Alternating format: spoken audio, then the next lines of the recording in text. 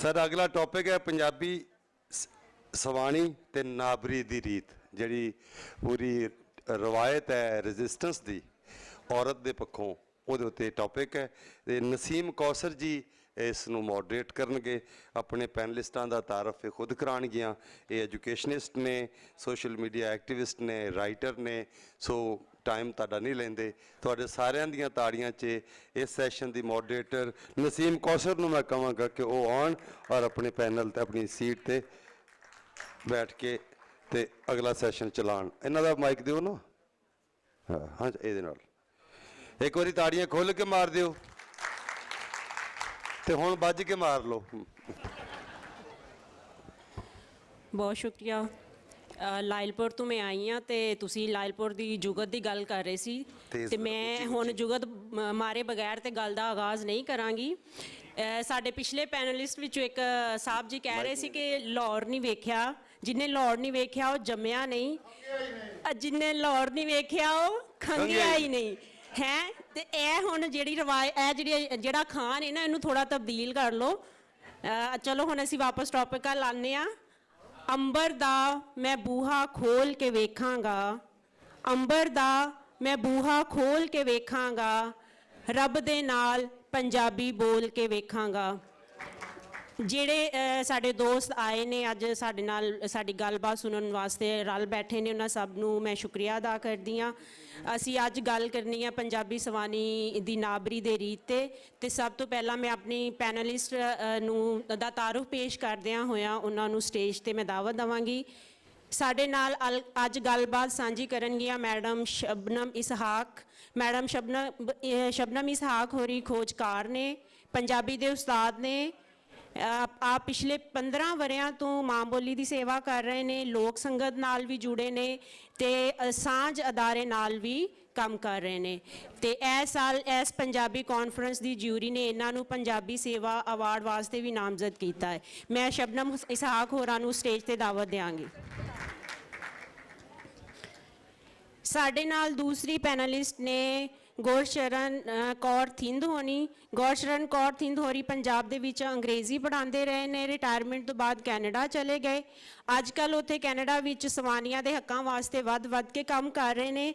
ਇਹਨਾਂ ਦੀਆਂ ਕਹਾਣੀਆਂ ਦੀਆਂ ਕਿਤਾਬਾਂ ਵੀ ਆਈਆਂ ਨੇ ਤੇ ਇਹ ਟਰੈਵਲਰ ਰਾਈਟਰ ਵੀ ਨੇ ਤੇ ਸਫ਼ਰਨਾਮੇ ਵੀ ਲਿਖਦੇ ਨੇ। ਪਿਛਲੇ ਸਾਲ ਵੀ ਇਹਨਾਂ ਨੇ ਸਾਨੂੰ ਜੁਆਇਨ ਕੀਤਾ ਸੀ ਤੇ ਜਾਂਦਿਆਂ ਹੀ ਫਿਰ ਇਹਨਾਂ ਨੇ ਕਿਤਾਬ ਕੱਢ ਮਾਰੀ 15 ਦਿਨ ਲਾਹੌਰ ਵਿੱਚ ਤੇ 14 ਦਿਨ ਮਾਜ਼ਰਤ ਖਾਂ 14 ਦਿਨ ਲਾਹੌਰ ਵਿੱਚ। ਤੇ ਇਹਨਾਂ ਦੀ ਕਿਤਾਬ ਸੂਲਾਂ ਦਾ ਗੁਰਮੁਖੀ ਤੋਂ ਸ਼ਾਹਮੁਖੀ ਵਿੱਚ ਵੀ ਲੱਥਾ ਹੋ ਚੁੱਕਿਆ ਹੈ।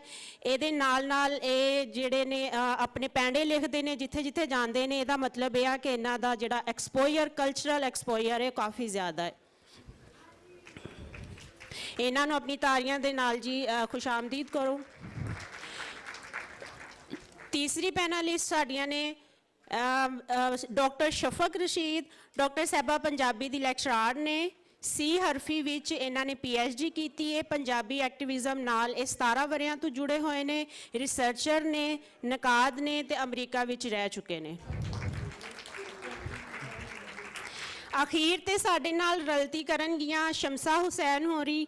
ਸ਼ਮਸਾ ਹੁਸੈਨ ਹੋਰੀ ਆਰਟ ਟੀਚਰ ਨੇ, ਐਕਟਿਵਿਸਟ ਨੇ, ਲਾਇਬ੍ਰੇਰੀਅਨ ਨੇ ਤੇ ਇਹਨਾਂ ਨੇ ਆਰਟ ਬਾਰੇ ਟੀਚਿੰਗ ਵੀ ਕੀਤੀ ਹੈ। 27 ਵਰ੍ਹਿਆਂ ਤੋਂ ਇਹ ਵੀ ਪੰਜਾਬੀ ਐਕਟਿਵਿਸਟ ਦੇ ਨਾਲ ਜੁੜੇ ਹੋਏ ਨੇ ਤੇ ਇਹਨਾਂ ਦਾ ਜਿਹੜਾ ਸਭ ਤੋਂ ਜਿਹੜਾ ਵਧੀਆ ਕੰਮ ਹੈ ਉਹ ਇਹ ਕਿ ਪੱਪੜ ਪਰਫਾਰਮੈਂਸ ਇਹ ਕਰਦੇ ਨੇ।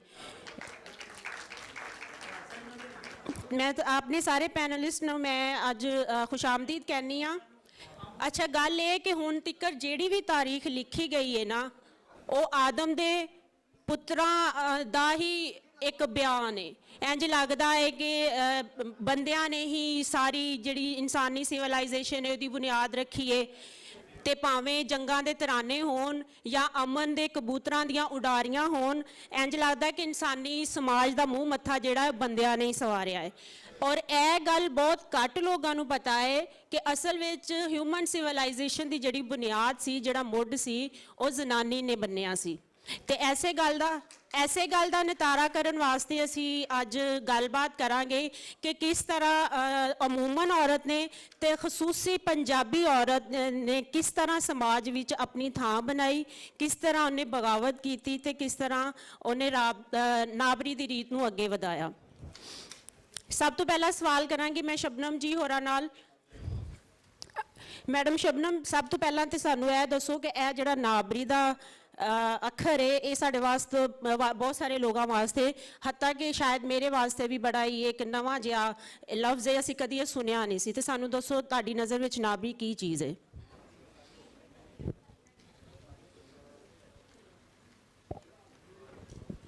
Hello, okay.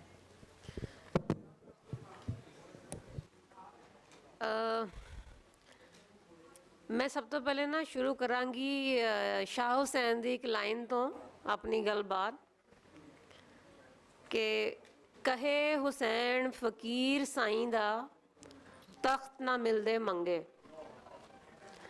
ਮੰਗਿਆਂ ਦੁਨੀਆ ਤੋਂ ਕੋਈ ਸ਼ੈ ਵੀ ਨਹੀਂ ਲੱਭਦੀ। ਤੇ ਤੁਸੀਂ ਦੇਖਿਆ ਹੋਵੇਗਾ ਕਿ ਅਕਸਰ ਅਸੀਂ ਜਦੋਂ ਮੰਗਣ ਦੀ ਗੱਲ ਕਰਨੇ ਆ, ਪਿੰਨਣ ਦੀ ਗੱਲ ਕਰਨੇ ਆ, ਤੇ ਆਖਿਆ ਇਹੀ ਜਾਂਦਾ ਹੈਗਾ ਕਿ ਤੈਨੂੰ ਗੈਰਤ ਕੋਈ ਨਹੀਂ। ਸੋ ਮੰਗਣਾ ਔਰ ਜਿਹੜਾ ਪਿੰਨਣਾ ਹੈ ਹਮੇਸ਼ਾ ਤੋਂ ਕੋਈ ਕਾਬਲੇ ਇਹਤਰਾਮ ਜਾਂ ਸਲਾਹਨਯੋਗ ਅਮਲ ਨਹੀਂ ਰਿਹਾ। ਕਲਾਸਿਕੀ ਸ਼ਾਇਰ ਸ਼ਾਹ ਹੁਸੈਨ ਨੇ ਵੀ ਇਹਨੂੰ ਨਖਿੱਧਿਆ। ਨਾਬਰ ਉਹ ਬੰਦਾ ਹੁੰਦਾ ਹੈ ਜਿਹੜਾ ਚਾਲੂ ਵਿਹਾਰ ਤੋਂ ਨਾ ਕਰ ਛੱਡੇ। ਜਿਹੜੀ ਰੀਤ ਟੁਰੀ ਆ ਰਹੀ ਹੈ, ਭਾਵੇਂ ਉਹਨੂੰ ਲੱਖ ਸਾਡੇ ਵਡਕੇ ਜਿਹੜੇ ਨੇ ਸਿਰ ਮੱਥੇ ਰੱਖਣ, ਜੇ ਉਹ ਬੰਦੇ ਦੇ ਆਪਣੇ ਮੁਫਾਦ ਵਿੱਚ ਨਹੀਂ ਹੈ, ਉਹਦੀ ਭਲਾਈ ਲਈ ਕੰਮ ਨਹੀਂ ਕਰ ਰਹੀ, ਤੇ ਉਹਦੇ ਤੋਂ ਇਨਕਾਰ ਜ਼ਰੂਰੀ ਹੁੰਦਾ ਹੈ। ਸੋ ਨਾਬਰੀ ਇਨਕਾਰ ਹੈ ਹਰ ਜ਼ੁਲਮ ਦਾ, ਉਸ ਰੀਤ ਦਾ ਜਿਹੜੀ ਜਾਬਰ ਨਾਲ ਜੁੜੀ ਹੋਈ ਹੈ। ਤੇ ਜਾਬਰ ਦੇ ਖਿਲਾਫ ਜਿਹੜੀ ਆਵਾਜ਼ ਹੈ ਉਹ ਨਾਬਰੀ ਦੀ ਹੀ ਆਵਾਜ਼ ਹੈ। ਮੈਂ ਜਿਸ ਤਰ੍ਹਾਂ ਕਿ ਸਾਡੀ ਸਾਥੀ ਨੇ ਹੀ ਆਖਿਆ, ਮੋਡਰੇਟਰ ਨੇ, ਕਿ ਨਾਬਰੀ ਦਾ ਲਫ਼ਜ਼ ਜਿਹੜਾ ਹੈਗਾ ਹੈ ਉਹ ਵੇਖਣ ਨੂੰ ਤੇ ਕੰਨਾਂ ਨੂੰ ਬੜਾ ਨਵਾਂ ਨਵਾਂ ਦਿਖਾਈ ਦਿੰਦਾ ਹੈ, ਸੁਣਾਈ ਦਿੰਦਾ ਹੈ, ਖਾਸ ਤੌਰ 'ਤੇ ਅੱਜ ਦੀ ਪੀੜ੍ਹੀ ਦੇ ਲਈ। ਮਗਰ ਜਦੋਂ ਅਸੀਂ ਕਲਾਸਿਕ ਵੱਲ ਨਜ਼ਰ ਮਾਰਨੇ ਆ ਤੇ ਮੈਨੂੰ ਨਾ ਸ਼ਾਹ ਹੁਸੈਨ ਕੋਲ ਦੋ ਕਿਰਦਾਰ ਬਹੁਤੇ ਨਜ਼ਰ ਆਉਂਦੇ ਨੇ, ਮਾਂ ਦਾ ਤੇ ਧੀ ਦਾ।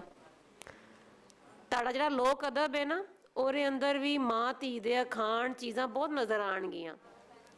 ਫੋਕਸ ਤੇ ਮਾਂ ਧੀ ਦੇ ਉੱਤੇ ਹੈਗਾ ਏ, ਲੇਕਿਨ ਜਿਹੜਾ ਪਿਦਰਸਰੀ ਨਿਜ਼ਾਮ ਸੀ ਉਹਨੇ ਔਰਤ ਨੂੰ ਕਿਸ ਗੈਰ ਮਹਿਸੂਸ ਤਰੀਕੇ ਦੇ ਨਾਲ ਆਪਣੇ ਲਈ ਵਰਤਿਆ ਇਸ ਤਰ੍ਹਾਂ ਹੈ ਕਿ ਜਦੋਂ ਉਹ ਕਹਿੰਦੀ ਹੈ ਨਾ ਕਿ ਤੂੰ ਆਹੋ ਕੱਤ ਵਲੱਲੀ ਨੀ ਕੁੜੀਏ, ਤੂੰ ਆਹੋ ਕੱਤ ਵਲੱਲੀ, ਸਾਰੀ ਉਮਰ ਵੰਜਾਈ ਆ ਐਵੇਂ, 25 ਨਾ ਘੱਤੀ ਆ ਛੱਲੀ।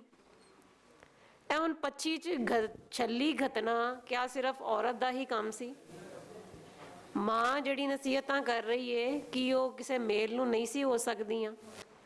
ਸੋ ਐਜ਼ਿਊਮ ਕਰ ਲਿਆ ਸੀ ਔਰਤ ਨੇ ਕਿ ਪ੍ਰਾਈਵੇਟਾਈਜੇਸ਼ਨ ਦੇ ਨਾਲ ਵੀ ਇਹ ਚੀਜ਼ ਪੱਕੀ ਹੁੰਦੀ ਗਈ ਕਿ ਅਸੀਂ ਰਜਿਸਟਰੀ ਦੀ ਤਰ੍ਹਾਂ ਕਿਸੇ ਦੇ ਨਾਵੇਂ ਲਿਖੀ ਹੋਈ ਚੀਜ਼ ਆ, ਪ੍ਰੋਡਕਟ ਹੈਗੀਆਂ ਵਾ, ਤੇ ਆਉਣ ਵਾਲੇ ਵੇਲੇ ਦੇ ਲਈ ਜਵਾਬਦੇਹ ਵੀ ਅਸੀਂ ਆ, ਸਿਰਫ ਜਵਾਬਦੇਹ ਔਰਤ ਹੈ। ਲੇਕਿਨ ਬਗਾਵਤ ਉਭਰਦੀ ਏ ਐਸੇ ਨਸੀਹਤ ਵਿੱਚੋਂ ਕਿ ਜਦੋਂ ਉਹੀ ਧੀ ਕਹਿੰਦੀ ਏ ਕਿ ਮੈਂ 25 ਨੂੰ ਮਾਰਾਂ ਲੱਤ ਨਹੀਂ, 25 ਜਿਹੜੀ ਹੈ ਉਹਨੂੰ ਲੱਤ ਵੱਜਣੀ ਸ਼ੁਰੂ ਹੋ ਗਈ ਸੀ ਸ਼ਾਹ ਹੁਸੈਨ ਦੇ ਵੇਲੇ ਤੋਂ ਹੀ। ਜਿਹੜਾ ਅਸੀਂ ਔਰਤ ਨੂੰ ਹਮੇਸ਼ਾ ਬੀਬਾ ਹੋਣ ਦਾ, ਚੰਗੀਆਂ ਹੋਣ ਦਾ, ਜੀ ਹਜ਼ੂਰੀ ਦਾ ਸਬਕ ਦਿੰਦੇ ਆਏ ਆ, ਸ਼ਾਹ ਹੁਸੈਨ ਨੇ ਆਪਣੇ ਵੇਲੇ ਤੋਂ ਹੀ ਉਹਦੇ ਤੋਂ ਇਨਕਾਰ ਕਰ ਦੇਣ ਵਾਲੀ ਬਾਗੀ ਔਰਤ ਨੂੰ ਜਨਮ ਦੇ ਛੜਿਆ ਸੀ, ਤੇ ਸਾਨੂੰ ਉਹ ਪੈਰ ਪੈਰ ਤੇ ਨਜ਼ਰ ਆਉਂਦੀ ਹੈ। ਤੇ ਰਹੀ ਗੱਲ ਕਿ ਤਾਰੀਖ ਨੇ ਕਦੀ ਜਸ ਨਹੀਂ ਗਾਏ ਔਰਤਾਂ ਦੇ। ਤੁਸੀਂ 1857 ਦੀ ਜੰਗੇ ਆਜ਼ਾਦੀ ਦੀ ਵੀ ਗੱਲ ਕਰਦੇ ਹੋ, ਭਾਵੇਂ ਤੁਸੀਂ ਉਹਨੂੰ ਸਹੀ ਮੰਨੋ, ਕਈ ਲੋਕ ਮੰਨਦੇ ਨੇ ਜੀ ਉਹ ਰੈਜ਼ਿਸਟੈਂਸ ਹੈ ਹੀ ਨਹੀਂ ਸੀ, ਲੇਕਿਨ ਜਿਹੜੇ ਵੀ ਮੁਕਾਮੀ ਜਗ੍ਹਾ ਦੇ ਉੱਤੇ ਉਹ ਰੈਜ਼ਿਸਟੈਂਸ ਹੈ ਸੀ 1857, ਸਾਨੂੰ ਉਹਦੇ ਵਿੱਚ ਸਿੱਖ ਮਿਸਲਾਂ ਦੀ ਅਗਵਾਈ ਕਰਦੀਆਂ ਹੋਈਆਂ ਕਈ ਔਰਤਾਂ ਨਜ਼ਰ ਆਉਂਦੀਆਂ ਨੇ। ਗਾਮਾ ਗੱਦੋਗੀ ਦਾ ਸ਼ਾਇਦ ਤੁਸੀਂ ਨਾਂ ਨਹੀਂ ਸੁਣਿਆ ਹੋਵੇਗਾ, ਲੇਕਿਨ ਵਟੂਆਂ ਦੇ ਅੰਦਰ ਬੜੀ ਜਾਬਾਜ਼ ਔਰਤ ਹੋਈ ਹੈ। ਤੁਸੀਂ ਦੂਸਰਾ ਨਾਮ ਰਣਜੀਤ ਸਿੰਘ ਦੀ ਘਰਵਾਲੀ ਦਾ ਵੀ ਸੁਣਿਆ। ਰਾਣੀ ਜਿੰਦ ਕੌਰ ਨੂੰ ਤੁਸੀਂ ਜਾਣਦੇ ਹੋਵੋਗੇ ਬੜੇ ਚੰਗੇ ਤਰੀਕੇ ਦੇ ਨਾਲ। ਰਾਣੀ ਜਿੰਦ ਕੌਰ ਜਿਹੜੀ ਸੀ, ਉਹਨੇ ਉਹ ਸਾਰੀ ਰੈਜ਼ਿਸਟੈਂਸ ਦਾ ਸਾਹਮਣਾ ਕੀਤਾ ਜੀਦਾਰੀ ਦੇ ਨਾਲ। ਉਹਦੀ ਜਿਹੜੀ ਸ਼ਾਨ ਦੇ ਵਿੱਚ ਕੁਝ ਲਾਈਨਾਂ ਲਿਖੀਆਂ ਗਈਆਂ ਨੇ ਨਾ, ਮੈਂ ਤੁਹਾਨੂੰ ਉਹ ਸੁਣਾਉਣਾ ਚਾਹਾਂਗੀ ਕਿ ਤੁਸੀਂ ਦੇਖੋ ਕਿ ਰਾਣੀ ਜਿੰਦ ਕੌਰ ਕਿੱਡੀ ਜੀਦਾਰ ਔਰਤ ਸੀ ਤੇ ਉਹਦੇ ਮੂੰਹੋਂ ਕਈਆਂ ਗਈਆਂ ਲਾਈਨਾਂ ਕੀ ਸਨ।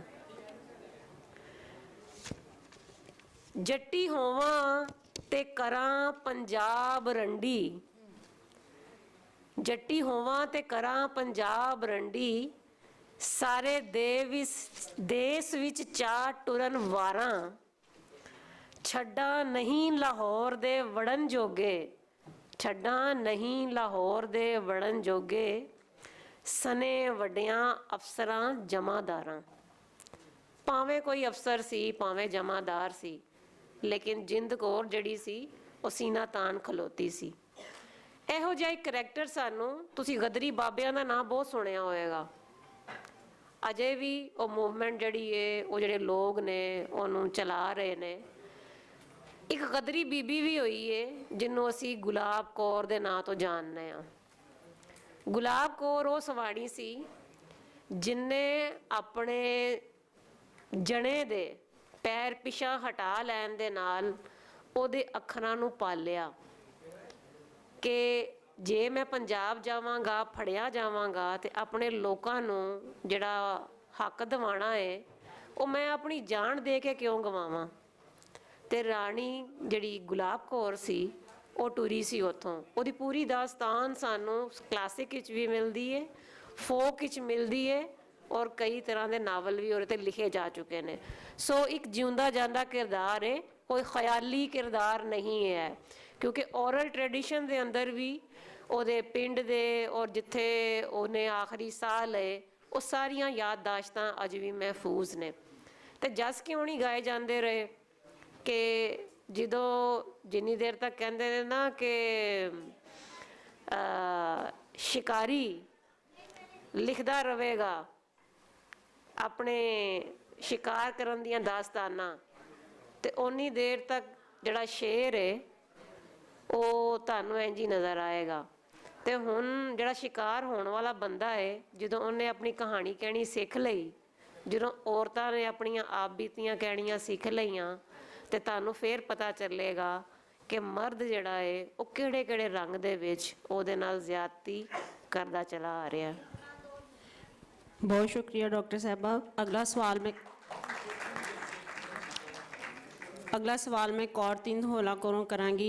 तुसी मैडम रहे हो ट्रैवलर भी जे पंजाबी सवानियां मुख्तलिफ कौमां दियां सवानियां नाल तुहाडा बड़ा वाह पिया है, तुसी वन सवन्ने कल्चर वेखे ते कल्चरल कंपैरिजन दे हवाले नाल तुहानू पंजाबी औरत कित्थे नाबरी दे हवाले नाल कित्थे खलोती नज़र आंदी है? बिल्कुल सही गल है तुहाडी कि जदों असीं पंजाबी औरत की गल करते हैं तो पंजाबी औरत सिर्फ पंजाब तक ही महदूद नहीं है। सवेर तो आप सुन रहे हैं कि पंजाबी दुनिया भर के कोने कोने विच फैले हुए हैं। जदों पंजाबी मर्द जाता है तो उहदे नाल पंजाबी औरत भी उत्थे पहुँचती है। असी बाहर बेशक 23 किलो या 22 किलो का अटैची लैके जाने हैं, पर ਉਹਦੇ ਨਾਲ ਹੀ ਅਸੀਂ ਆਪਣਾ ਸੱਭਿਆਚਾਰ, ਆਪਣਾ ਕਲਚਰ, ਆਪਣੀਆਂ ਰੌਹ ਰੀਤਾਂ ਉਸੇ ਤਰ੍ਹਾਂ ਹੀ ਲੈ ਕੇ ਜਾਂਦੇ ਹਾਂ। ਗੱਲ ਨਾਬਰੀ ਦੀ ਹੋ ਰਹੀ ਹੈ ਤੇ ਜਦੋਂ ਨਾਬਰੀ ਦੀ ਗੱਲ ਕੀਤੀ ਹੈ ਸ਼ਬਨਮ ਜੀ ਨੇ, ਤਾਂ ਮੈਂ ਇੱਥੇ ਇੱਕ ਛੋਟੀ ਜਿਹੀ ਨਾਬਰੀ ਦੀ ਹੋਰ ਗੱਲ ਕਰਨਾ ਚਾਹੁੰਦੀ ਹਾਂ ਕਿ ਬੇਸ਼ੱਕ ਅਸੀਂ ਕਹਿੰਦੇ ਹਾਂ ਕਿ ਮਰਦ ਤੇ ਔਰਤ ਗ੍ਰਿਸ਼ਤੀ ਦੇ ਦੋ ਪਹੀਏ ਨੇ, ਦੋਹਾਂ ਤੋਂ ਬਿਨਾਂ ਗੱਡੀ ਨਹੀਂ ਚੱਲ ਸਕਦੀ, ਪਰ ਫਿਰ ਵੀ मर्द की एक अधिक धौंस होंदी है औरत के उपर जिहड़ी नज़र नहीं आती। जे नज़र आती है तो बड़ी चलाकी दे नाल उन्होंने अखों परोखे करवा दिता जाता है। शुरू तो ही बच्ची नूं समझाया जाता है बई तू अगले घर जाना है, तू आ नहीं करना, तू आ नहीं करना, ਜੇ ਰੋਣਾ ਹੈ ਤਾਂ ਅੰਦਰ ਵੜ ਕੇ ਰੋਣਾ ਹੈ, ਲੁਕ ਕੇ ਰੋਣਾ ਹੈ। ਤੇਰੇ ਅਥਰੂ ਨਜ਼ਰ ਨਹੀਂ ਆਉਣੇ ਚਾਹੀਦੇ। ਸਹੁਰੇ ਘਰ ਜਾਣ ਦਾ ਡਰਾਵਾ ਜਿਹੜਾ ਹੈ, ਉਹਨੂੰ ਕਦੇ ਨਾਬਰ ਨਹੀਂ ਹੋਣ ਦਿੰਦਾ। ਪਰ ਇਹ ਅਦਿੱਖ ਧੌਂਸ ਸਮੇਂ ਦੇ ਨਾਲ ਨਾਲ ਮੱਧਮ ਪੈ ਰਹੀ ਹੈ, ਇਹਦੇ ਵਿੱਚ ਕੋਈ ਸ਼ੱਕ ਨਹੀਂ ਹੈ। ਮੈਂ ਇੱਕ ਛੋਟਾ ਜਿਹਾ ਕਪਲੇਟ ਤੁਹਾਡੇ ਨਾਲ ਸਾਂਝਾ ਕਰਨਾ ਚਾਹੁੰਦੀ ਹਾਂ ਕਿ ਔਰਤ ਉਦੋਂ ਨਾਬਰ ਹੁੰਦੀ ਹੈ ਜਦੋਂ ਉਹਨੂੰ ਲੱਗਦਾ ਹੈ ਕਿ ਹੁਣ ਮੇਰੀ ਬਰਦਾਸ਼ਤ ਤੋਂ ਗੱਲ ਬਾਹਰ ਹੋ ਗਈ ਹੈ। ਬਰਦਾਸ਼ਤ ਕਰ ਲੈਂਦੀ ਹਾਂ ਮੈਂ ਖਿੜੇ ਮੱਥੇ ਤੇਰੇ ਵੱਲੋਂ ਕੀਤੇ ਮੇਰੇ ਜਜ਼ਬਾਤਾਂ ਦਾ ਨੁਕਸਾਨ। ਬਰਦਾਸ਼ਤ ਕਰ ਲੈਂਦੀ ਹਾਂ ਮੈਂ ਖਿੜੇ ਮੱਥੇ ਤੇਰੇ ਵੱਲੋਂ ਕੀਤੇ ਮੇਰੇ ਮਹਿੰਗੇ ਜਜ਼ਬਾਤਾਂ ਦਾ ਨੁਕਸਾਨ। ਪਰ ਮੇਰੇ ਹੱਥੋਂ ਗਲਤੀ ਨਾਲ ਟੁੱਟੇ 2 ਪੈਸਿਆਂ ਦੇ ਗਲਾਸ ਦਾ ਨੁਕਸਾਨ ਤੇ ਹੱਥੋਂ ਜਰ ਨਹੀਂ ਹੁੰਦਾ।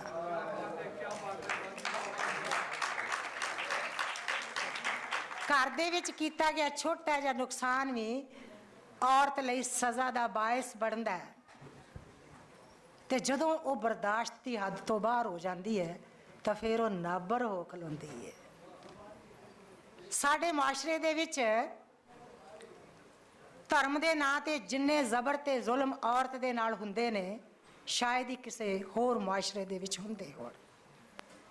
ਮੈਂ ਆਪਣੀਆਂ 2 ਕੁ ਲਾਈਨਾਂ ਤੁਹਾਡੇ ਨਾਲ ਸਾਂਝੀਆਂ ਕਰਾਂਗੇ ਇਹਦੇ ਸੰਬੰਧੀ, ਤੇ ਤੁਸੀਂ ਫੈਸਲਾ ਖੁਦ ਕਰ ਲੈਣਾ ਕਿ ਔਰਤ ਕਦੋਂ ਤੇ ਕਿਉਂ ਨਾਬਰ ਹੁੰਦੀ ਹੈ। ਤੈਨੂੰ ਪਤਾ ਹੈ ਤੂੰ ਹੈ ਆਦਮ, ਮੈਨੂੰ ਪਤਾ ਹੈ ਮੈਂ ਹਾਂ ਹਵਾ। ਤੈਨੂੰ ਪਤਾ ਹੈ ਤੂੰ ਹੈ ਆਦਮ, ਮੈਨੂੰ ਪਤਾ ਹੈ ਮੈਂ ਹਾਂ ਹਵਾ। ਤੂੰ ਹੈ ਮੇਰਾ ਪੂਰਕ, ਮੈਂ ਹਾਂ ਤੇਰੀ ਪੂਰਕ। ਮੁੱਢ ਕਦੀਮ ਦੀ ਜੋੜੀ ਰਹਿਣੀ ਸਦੀਆਂ ਤੋੜੀ। ਸਾਡਾ ਸਾਂਝਾ ਕਰਮ ਜੇ ਕਦੇ ਬਣ ਜਾਵੇ ਇੱਕ ਕਰਮ, ਤੇ ਸਜ਼ਾ ਸਿਰਫ ਮੈਨੂੰ ਤੇ ਕੇਵਲ ਮੈਨੂੰ ਕਿਉਂ। ਤੂੰ ਮੁਕਤ ਹੋ ਜਾਵੇਂ ਕਿੰਜ, ਤੂੰ ਮੁਕਤ ਹੋ ਜਾਵੇਂ ਕਿਉਂ। ਜੇ ਤੈਨੂੰ ਮਾਣ ਮਰਦਾਨਗੀ ਦਾ, ਮੈਨੂੰ ਮਾਣ ਨਾਰੀ ਤਵ ਦਾ। ਜੇ ਤੈਨੂੰ ਮਾਣ ਮਰਦਾਨਗੀ ਦਾ, ਮੈਨੂੰ ਮਾਣ ਨਾਰੀ ਤਵ ਦਾ। ਮੈਂ ਹਾਂ ਜਗਤ ਜਨਨੀ, ਮੇਰੀ ਕੁੱਖ ਜ਼ਰਖੇਜ਼ ਜ਼ਿਮੀ। ਪਰ ਕੀ ਇਹ ਬੀਜ ਬਿਨਾ ਉਗਮੇ ਨਹੀਂ, ਕਦੇ ਨਹੀਂ। ਮੇਰੀ ਕੁੱਖ ਜ਼ਰਖੇਜ਼ ਜ਼ਿਮੀ, ਪਰ ਕੀ ਇਹ ਬੀਜ ਬਿਨਾ ਉਗਮੇ ਨਹੀਂ, ਕਦੇ ਨਹੀਂ। ਤੇ ਜਦੋਂ ਕਦੇ ਔਰਤ ਕਿਸੇ ਰੇਪ ਦਾ ਸ਼ਿਕਾਰ ਹੁੰਦੀ ਹੈ, ਜਦੋਂ ਔਰਤ ਕਿਸੇ ਮਰਦ ਦੇ ਕੁਕਰਮ ਦਾ ਸ਼ਿਕਾਰ ਹੁੰਦੀ ਹੈ, ਤੇ ਸਜ਼ਾ ਸਿਰਫ ਔਰਤ ਨੂੰ ਮਿਲਦੀ ਹੈ। ਤੇ ਔਰਤ ਫਿਰ ਬਾਗੀ ਕਿਉਂ ਨਾ ਹੋਵੇ, ਔਰਤ ਫਿਰ ਨਾਬਰ ਕਿਉਂ ਨਾ ਹੋਵੇ। ਔਰਤ ਨਾਬਰ ਹੋਈ ਹੈ ਅੰਮ੍ਰਿਤਾ ਪ੍ਰੀਤਮ ਦੇ ਰੂਪ ਵਿੱਚ। ਜਦੋਂ ਸਮਾਜ ਦੇ ਵਗਦੇ ਪ੍ਰਵਾਹ ਦੇ ਉਲਟ ਅੰਮ੍ਰਿਤਾ ਨੇ ਤੁਰਨ ਦਾ ਯਤਨ ਕੀਤਾ, ਤਾਂ ਸਭ ਤੋਂ ਪਹਿਲਾਂ ਉਹਦੇ ਬਾਪ ਨੇ ਉਹਨੂੰ ਡਿਸਓਨ ਕੀਤਾ। ਜਿੰਨਾ ਚਿਰ ਤੱਕ ਧਾਰਮਿਕ ਕਵਿਤਾਵਾਂ ਲਿਖਦੀ ਸੀ, ਉਹਦਾ ਬਾਪ ਉਹਦੀ ਤਾਰੀਫ ਵੀ ਕਰਦਾ ਰਿਹਾ, ਗੁਰਦੁਆਰੇ ਵਿੱਚ ਨਜ਼ਮਾਂ ਵੀ ਪੜ੍ਹਦੀ ਰਹੀ। ਤੇ ਜਿੱਦਣ ਅੰਮ੍ਰਿਤਾ ਨੇ ਪਹਿਲੀ ਮੁਹੱਬਤ ਦੀ ਨਜ਼ਮ ਲਿਖੀ, ਤਾਂ ਉਹਦੇ ਬਾਪ ਨੇ ਕਿਹਾ ਕਿ ਅੱਜ ਤੋਂ ਤੂੰ ਮੇਰੀ ਧੀ ਨਹੀਂ ਹੈ।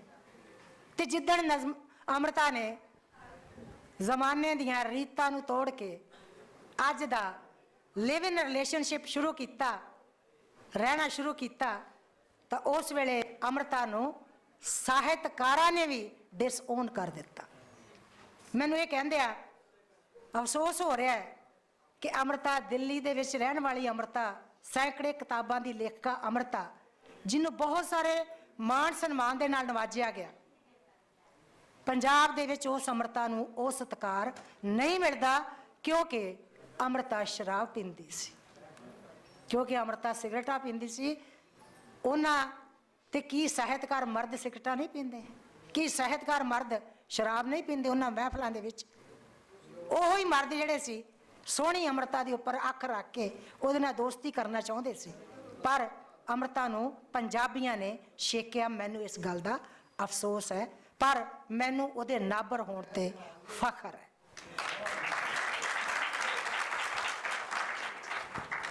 ਮੈਂ ਜਿਵੇਂ ਇਹਨਾਂ ਨੇ ਗੱਲ ਕੀਤੀ ਹੈ, ਔਰਤ ਨਾਬਰ ਕਦੋਂ ਹੁੰਦੀ ਹੈ? ਜਦੋਂ ਉਹਦੀ ਹੋਂਦ ਦੇ ਉੱਪਰ ਛਾਪਾ ਵੱਜਦਾ ਹੈ, ਜਦੋਂ ਉਹਦੀ ਐਗਜ਼ਿਸਟੈਂਸ ਤੇ ਛਾਪਾ ਪੈਂਦਾ। ਤੇ ਹੁਣ ਮੈਂ ਜਿਹੜਾ ਮੈਨੂੰ ਸਵਾਲ ਹੋਇਆ ਮੈਂ ਉਹਦਾ ਜਵਾਬ ਦੇਵਾਂਗੀ। ਸਾਡੀ ਇਸ ਮੁਆਸ਼ਰੇ ਦੀ ਔਰਤ ਚਾਹੇ ਚੜ੍ਹਦੇ ਪੰਜਾਬ ਦੀ ਹੈ, ਚਾਹੇ ਲਹਿੰਦੇ ਪੰਜਾਬ ਦੀ ਹੈ, ਅਸੀਂ ਜੋ ਜੀਵਨ ਜੀਉ ਰਹੇ ਹਾਂ ਸਾਨੂੰ ਪਤਾ ਹੈ। ਮੈਂ ਢੱਕੀਆਂ ਕੱਜੀਆਂ ਔਰਤਾਂ ਨੂੰ ਵੇਹਨੀ ਆ ਤਾਂ ਮੈਨੂੰ ਇਹ ਨਹੀਂ ਹੈ ਕਿ ਕੋਈ ਔਰਤ ਕੱਪੜੇ ਨਾ ਪਾਵੇ, ਮੈਂ ਚਾਹੁੰਦੀ ਹਾਂ ਪਾਵੇ, ਆਪਣੀ ਮਰਜ਼ੀ ਨਾਲ ਪਾਵੇ। ਮੈਂ ਇੱਕ ਛੋਟੀ ਜਿਹੀ ਗੱਲ ਤੁਹਾਡੇ ਨਾਲ ਸਾਂਝੀ ਕਰਨੀ ਹੈ ਇੱਥੋਂ ਦੀ। ਪਿਛਲੇ ਸਾਲ ਅਸੀਂ ਇੱਥੇ ਆਏ ਸੀ ਤੇ 14 ਦਿਨ ਪੰਜਾਬ ਦੀ ਅਸੀਂ ਸੈਰ ਕੀਤੀ। ਬਾਬਾ ਬੁੱਲੇ ਸ਼ਾਹ ਦੀ ਕਬਰ ਦੇ ਉੱਪਰ ਕਸੂਰ ਅਸੀਂ ਗਏ। ਕਸੂਰ ਇੱਥੇ ਸਭ ਤੋਂ ਜਿਹੜੀ ਮੈਨੂੰ ਗੱਲ ਨੇ ਬੜਾ ਨਾਬਰ ਕੀਤਾ, ਉਹ ਦੋ ਗੱਲਾਂ ਸੀਗੀਆਂ। ਇੱਕ ਗੱਲ ਸੀ ਕਿ ਮਜ਼ਾਰ ਦੇ ਉੱਪਰ ਔਰਤਾਂ ਨੂੰ ਜਾਣ ਦੀ ਆਗਿਆ ਨਹੀਂ, ਬਟ ਅਸੀਂ ਚਲੇ ਗਏ ਸੀ, ਸਾਨੂੰ ਨਹੀਂ ਸੀ ਪਤਾ। ਸਾਡੀ ਵੇਖਾ ਵੇਖੀ ਕੁਝ ਔਰਤਾਂ ਵੀ ਬਾਬਾ ਬੁੱਲੇ ਸ਼ਾਹ ਦੀ ਮਜ਼ਾਰ ਦੇ ਅੰਦਰ ਦਾਖਲ ਹੋ ਗਈਆਂ। ਬਾਹਰ ਆ ਕੇ ਮੈਂ ਆਪਣੇ ਟੀਵੀ ਵਾਸਤੇ ਪ੍ਰੋਗਰਾਮ ਰਿਕਾਰਡ ਕਰਨਾ ਸੀ ਤਾਂ ਖਾਸੇ ਮਰਦ ਆਲੇ ਦੁਆਲੇ ਖੜੇ ਸੀ ਤਾਂ ਇੱਕ 35 ਸਾਲ ਦਾ ਮਰਦ ਮੇਰੇ ਨਾਲ ਉਂਗਲੀ ਕਰਕੇ ਕਹਿੰਦਾ ਜੀ ਸਿਰ ਤੇ ਚੁੰਨੀ ਲਾ ਲਓ। ਮੈਂ ਉਹਦਾ ਵੇਖਿਆ, ਮੈਂ ਕਿਹਾ ਤੁਸੀਂ ਸਿਰ ਕੱਜਿਆ ਹੋਇਆ ਹੈ? ਹੈਂ? ਉਹ ਮੇਰੇ ਮੂੰਹ ਵੱਲ ਦੇਖਣ ਲੱਗ ਗਿਆ। ਮੈਂ ਕਿਹਾ ਜੀ ਤੁਸੀਂ ਨਹੀਂ ਕੱਜਿਆ ਤੇ ਫਿਰ ਮੈਂ ਤਾਂ ਠੀਕ ਹੀ ਹਾਂ। ਤੇ ਤੁਸੀਂ ਹੈਰਾਨ ਹੋਵੋਗੇ ਕਿ ਜਿਹੜੇ ਬੁਰਕਿਆਂ ਦੇ ਵਿੱਚ ਕੱਜੀਆਂ ਹੋਈਆਂ ਔਰਤਾਂ ਸੀ, ਮੈਨੂੰ ਉਹਨਾਂ ਦੇ ਚਿਹਰਿਆਂ ਤੇ ਚਮਕ ਵੇਖ ਕੇ ਉਹਨਾਂ ਅੰਦਰੋਂ ਝਲਕਦੀ ਨਾਬਰੀ ਨਜ਼ਰ ਆਈ ਸੀ। ਇੱਕ ਚੀਜ਼ ਹੋਰ ਜਿਹੜੀ ਸਾਈਂ ਮੀਆਂ ਮੀਰ ਦੀ ਮਜ਼ਾਰ ਦੇ ਉੱਪਰ ਮੇਰੇ ਨਾਲ ਗੁਜ਼ਰੀ, ਉਹਨੇ ਵੀ ਮੈਨੂੰ ਮੇਰਾ ਗੱਚ ਭਰ ਆਇਆ ਸੀ। ਸਾਈਂ ਮੀਆਂ ਮੀਰ ਦੀ ਮਜ਼ਾਰ ਤੇ ਅਸੀਂ ਗਏ, ਮੇਰੇ ਹਸਬੈਂਡ ਨਾਲ ਸੀ, ਮੇਰਾ ਭਰਾ ਤੇ ਭਾਬੀ ਨਾਲ ਸੀ। ਇਹ ਦੋਨੇ ਹੀ ਅਸੀਂ ਅੰਦਰ ਵੜਨ ਲੱਗੇ ਤਾਂ ਮਜ਼ਾਰ ਦੇ ਉੱਪਰ ਥਿੰਦ ਸਾਹਿਬ ਨੂੰ ਜਾਣ ਦਿੱਤਾ ਗਿਆ, ਮੇਰੇ ਬ੍ਰਦਰ ਨੂੰ ਜਾਣ ਦਿੱਤਾ ਗਿਆ ਤੇ ਸਾਨੂੰ ਰੋਕ ਦਿੱਤਾ ਬਾਹਰ। ਮੈਂ ਤੇ ਮੇਰੇ ਭਾਬੀ ਜੀ ਅਸੀਂ ਬਾਹਰ ਖੜੀਆਂ ਰਹੀਆਂ। ਮੇਰਾ ਬੜਾ ਮਨ ਔਖਾ ਹੋਇਆ। ਬਾਹਰ ਨਿਕਲੇ, ਮੈਂ ਕਿਹਾ ਵੀ ਮੈਨੂੰ ਤਾਂ ਬਹੁਤ ਬੁਰਾ ਲੱਗਿਆ, ਤੁਸੀਂ ਤਾਂ ਸਾਨੂੰ ਹਾਸ਼ੀਏ ਤੋਂ ਹੀ ਬਾਹਰ ਧੱਕ ਦਿੱਤਾ। ਸੋ ਸਾਡੀ ਇਸ ਗੁੱਸਾ ਨਾ ਕਰਨਾ, ਇਹਨਾਂ ਧਾਰਮਿਕ ਰੋਹ ਰੀਤਾਂ ਨੇ ਔਰਤ ਨੂੰ ਹਾਸ਼ੀਏ ਤੋਂ ਬਾਹਰ ਧੱਕਿਆ ਹੋਇਆ। ਮੈਂ ਇਸ ਤੋਂ ਨਾਬਰ। ਹੁਣ ਮੈਂ ਆਉਣੀ ਆ ਬਾਹਰਲੇ ਮੁਲਕ ਦੀ ਗੱਲ ਕਰਨ ਵਾਸਤੇ। ਕਰ ਲਵਾਂਗੇ ਅਗਲੀ ਵਾਰੀ? ਨਹੀਂ ਕਰੋ। ਇਸ ਪੰਜਾਬ ਤੋਂ ਬਾਹਰ ਮੈਂ ਕੈਨੇਡਾ ਵਿੱਚ ਰਹਿੰਦੀ ਹਾਂ। ਜਦੋਂ ਮੈਂ ਉੱਥੋਂ ਦੀ ਔਰਤ ਦੇਖਦੀ ਹਾਂ, ਇਹੋ ਹੀ ਉੱਥੇ ਬੰਦਿਸ਼ਾਂ ਨੇ, ਇਹੋ ਹੀ ਉੱਥੇ ਰੀਤਾਂ ਨੇ, ਇਹੋ ਹੀ ਰਵਾਇਤਾਂ ਨੇ, ਪਰ ਔਰਤ ਬਾਗੀ ਹੋ ਰਹੀ ਹੈ ਇੱਥੋਂ ਨਾਲੋਂ ਜ਼ਿਆਦਾ। ਔਰਤ ਕਦੋਂ ਕੈਦ ਰਹਿੰਦੀ ਹੈ? ਜਦੋਂ ਆਰਥਿਕ ਤੌਰ ਤੇ ਨਿਰਭਰ ਹੁੰਦੀ ਹੈ। ਜਦੋਂ ਔਰਤ ਆਰਥਿਕ ਤੌਰ ਤੇ ਸੁਤੰਤਰ ਹੁੰਦੀ ਹੈ ਤਾਂ ਫਿਰ ਉਹਦਾ ਜੀ ਕਰਦਾ ਹੈ ਕਿ ਮੈਂ ਉਹ ਕਰਾਂ ਜੋ ਮੈਂ ਨਹੀਂ ਕਰਦੀ ਸੀ। ਉੱਥੇ ਔਰਤ ਸੁਤੰਤਰ ਹੈ, ਆਰਥਿਕ ਤੌਰ ਤੇ ਸੁਤੰਤਰ ਹੈ, ਪਰ ਫਿਰ ਵੀ ਉਹ ਨਾਬਰ ਹੋ ਰਹੀ ਹੈ। ਕਾਰਨ ਕਿ ਕੁਝ ਅਜਿਹੀਆਂ ਸਾਡੀਆਂ ਰਵਾਇਤੀ ਬੰਦਿਸ਼ਾਂ ਨੇ ਜਿਹੜੀਆਂ ਅਜੇ ਵੀ ਉਹਦੀ ਆਰਥਿਕ ਸੁਤੰਤਰਤਾ ਦੇ ਬਾਵਜੂਦ ਵੀ ਉਹਨੂੰ ਇਹ ਕਹਿੰਦੀਆਂ ਨੇ ਕਿ ਰਵਾਇਤਾਂ ਜ਼ਰੂਰੀ ਨੇ, ਇਹ ਤੂੰ ਪਹਿਲੋਂ ਨਿਭਾਉਣੀਆਂ, ਸੁਤੰਤਰਤਾ ਤੇਰੇ ਲਈ ਬਾਅਦ ਵਿੱਚ ਹੈ। ਮੈਨੂੰ ਉੱਥੇ ਇੰਟਰਪ੍ਰੈਟਰ ਦਾ ਕੰਮ ਕਰਨ ਦਾ ਮੌਕਾ ਮਿਲਿਆ। ਮੈਂ ਇੰਟਰਪ੍ਰੈਟਰ ਦੇ ਵੇਲੇ ਜਿੰਨਿਆਂ ਨਾਲ ਇੰਟਰਪ੍ਰੈਟਰ ਕੀਤੀ ਤਾਂ ਮੈਂ ਵੇਖਿਆ ਕਿ ਬਹੁਤ ਸਾਰੀਆਂ ਔਰਤਾਂ ਉੱਥੇ ਘਰੇਲੂ ਹਿੰਸਾ ਦਾ ਸ਼ਿਕਾਰ ਨੇ, ਡੋਮੈਸਟਿਕ ਵਾਇਲੈਂਸ ਦੀਆਂ। ਉਹ ਗੱਲ ਜਿਹੜੀ ਅਸੀਂ ਇੱਥੇ ਕਰਨਾ ਨਹੀਂ ਚਾਹੁੰਦੇ, ਮੈਨੂੰ ਵੀ ਨਹੀਂ ਸੀ ਪਤਾ ਇਸ ਪੰਜਾਬ ਦੇ ਵਿੱਚ ਰਹਿੰਦੇ ਆ ਕਿ ਡੋਮੈਸਟਿਕ ਵਾਇਲੈਂਸ ਕੀ ਹੁੰਦੀ ਹੈ। ਮੈਨੂੰ ਪਹਿਲੀ ਇੰਟਰਪ੍ਰੈਟਰ ਜਿਹੜੀ ਮੇਰੀ ਕਲਾਇੰਟ ਸੀਗੀ, ਸੰਯੋਗ ਦੇ ਨਾਲ ਉਹ ਇੱਕ ਮੁਸਲਿਮ ਔਰਤ ਸੀ। ਮੈਂ ਇੱਕ ਵਕੀਲ ਦੇ ਨਾਲ ਉਹਦੀ ਇੰਟਰਪ੍ਰੀਟੇਸ਼ਨ ਕਰਾ ਰਹੀ ਸਾਂ ਤਾਂ ਉੱਥੇ ਮੈਨੂੰ ਪਤਾ ਲੱਗਾ ਕਿ ਉੱਥੇ ਉਹ ਆਪਣੇ ਹਸਬੈਂਡ ਦੇ ਕੋਲੋਂ ਕੋਈ ਉਹਦਾ ਜਾਇਦਾਦ ਦਾ ਕੇਸ ਸੀਗਾ, ਉਹਦਾ ਹਿੱਸਾ ਲੈਣ ਵਾਸਤੇ ਕਰ ਰਹੀ ਸੀ। ਉਹਨੂੰ ਮੁਫਤ ਵਕੀਲ ਮਿਲਿਆ ਸੀ ਤੇ ਮੈਂ ਮੁਫਤ ਇੰਟਰਪ੍ਰੈਟਰ ਮਿਲੀ ਸਾਂ ਤੇ ਉਹ ਆਪਣੇ ਹਸਬੈਂਡ ਦੇ ਨਾਲ ਕੋਈ ਪ੍ਰਾਪਰਟੀ ਦਾ ਕੇਸ ਸੀ, ਉਹ ਕਰ ਰਹੀ ਸੀ। ਤਾਂ ਮੈਨੂੰ ਉੱਥੇ ਜਾ ਕੇ ਪਤਾ ਲੱਗਾ ਕਿ ਤੁਸੀਂ ਆਪਣੇ ਘਰ ਵਾਲੇ ਤੋਂ ਹਿੱਸਾ ਲੈਣ ਲਈ ਕਾਨੂੰਨੀ ਮਦਦ ਲੈ ਸਕਦੇ ਹੋ। ਤੇ ਜਿਉਂ-ਜਿਉਂ ਮੈਂ ਇੰਟਰਪ੍ਰੈਟਰ ਦੇ ਤੌਰ ਤੇ ਅੱਗੇ ਵਧਦੀ ਗਈ ਤਾਂ ਮੈਨੂੰ ਉੱਥੋਂ ਦੀਆਂ ਸਮੱਸਿਆਵਾਂ ਦਾ ਪਤਾ ਚੱਲਿਆ ਕਿ ਘਰੇਲੂ ਹਿੰਸਾ ਕੀ ਹੁੰਦੀ ਹੈ, ਕਿਵੇਂ ਸਾਡੀਆਂ ਕੁੜੀਆਂ ਦੇ ਨਾਲ ਹੋ ਰਹੀ ਹੈ। 40 ਸਾਲ ਤੋਂ ਔਰਤ ਇਸ ਕਰਕੇ ਮਰਦ ਦੇ ਨਾਲ ਰਹਿ ਰਹੀ ਹੈ ਕਿ ਹਾਏ ਮੇਰੇ ਘਰ ਦੇ ਕੀ ਕਹਿਣਗੇ। ਤੇ ਜਦੋਂ ਉਹਦੇ ਬੱਚੇ ਜਵਾਨ ਹੁੰਦੇ ਨੇ ਤੇ ਉਹਦਾ ਮੁੰਡਾ ਉਹਨੂੰ ਕਹਿੰਦਾ, ਮਮਾ ਲੀਵ ਦਿਸ ਮੈਨ, ਇਹ ਬੰਦਾ ਛੱਡ ਦੇ, ਤੂੰ ਰਹਿਣ ਦੇ ਹੁਣ। ਤਾਂ ਉਹ ਔਰਤ ਉਸ ਤੋਂ ਮੁਕਤ ਹੁੰਦੀ ਹੈ। ਤੇ ਇਸ ਤਰ੍ਹਾਂ ਦੇ ਕਈ ਚਾਂਸ। ਤੇ ਫਿਰ ਮੈਂ ਇੱਕ ਨਾਵਲ ਲਿਖਿਆ ਜਗਦੇ ਬੁਝਦੇ ਯੁੱਗ ਨੂੰ ਉਹਨਾਂ ਕਰੈਕਟਰਸ ਦੇ ਆਧਾਰ ਤੇ, ਉਹਨਾਂ ਨਾਬਰ ਹੋਈਆਂ ਔਰਤਾਂ ਦੇ ਆਧਾਰ ਤੇ ਜਿਨ੍ਹਾਂ ਨੇ ਆਰਥਿਕ ਸੁਤੰਤਰ ਹੋਣ ਦੇ ਬਾਵਜੂਦ ਵੀ ਸਮਾਜਿਕ ਬੰਧਨਾਂ ਨੂੰ ਤੋੜਨ ਦੀ ਜ਼ਰੂਰਤ ਨਹੀਂ ਕੀਤੀ ਸੀ, ਪਰ ਅੰਤ ਵਿੱਚ ਉਹਨਾਂ ਨੂੰ ਕਰਨੀ ਪਈ।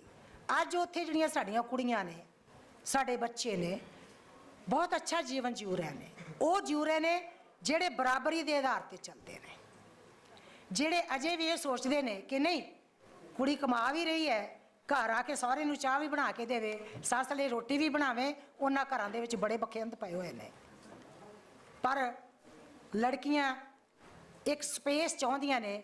ਇੱਕ ਲਫ਼ਜ਼ ਸਪੇਸ ਮੈਂ ਉੱਥੇ ਜਾ ਕੇ ਸੁਣਿਆ ਕਿ ਸਾਨੂੰ ਸਪੇਸ ਚਾਹੀਦੀ ਹੈ।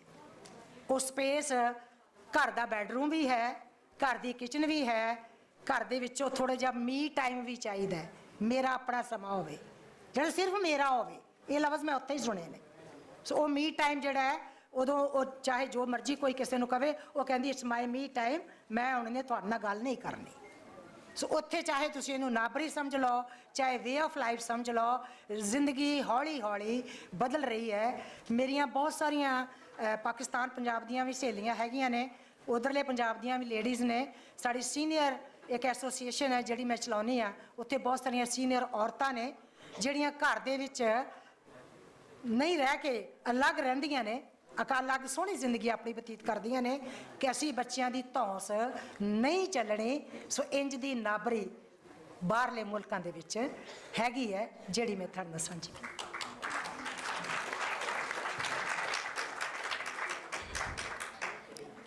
ਕੌਰ ਸਾਹਿਬਾ, ਜਿਹੜੀ ਤੁਸੀਂ ਗੱਲ ਕੀਤੀ ਨਾ ਕਿ ਮੈਂ ਮੀ ਟਾਈਮ ਉੱਥੇ ਜਾ ਕੇ ਸੁਣਿਆ ਹੈ, ਸਾਡੇ ਤੇ ਇੱਥੇ ਇਹ ਖਿਆਲ ਕੀਤਾ ਜਾਂਦਾ ਹੈ ਕਿ ਜਿਹੜੀ ਮਾਂ ਕਵੇ ਨਾ ਕਿ ਮੈਂ ਥੋੜਾ ਜਿਹਾ ਆਪਣੇ ਆਪ ਨੂੰ ਟਾਈਮ ਦੇਣਾ ਹੈ, ਤੇ ਉਹਨੂੰ ਸਮਝਿਆ ਜਾਂਦਾ ਹੈ ਕਿ ਚੰਗੀ ਮਾਂ ਨਹੀਂ, ਇਹ ਆਪਣੇ ਹੱਕ ਪੂਰੇ ਨਹੀਂ ਅਦਾ ਕਰ ਰਹੀ।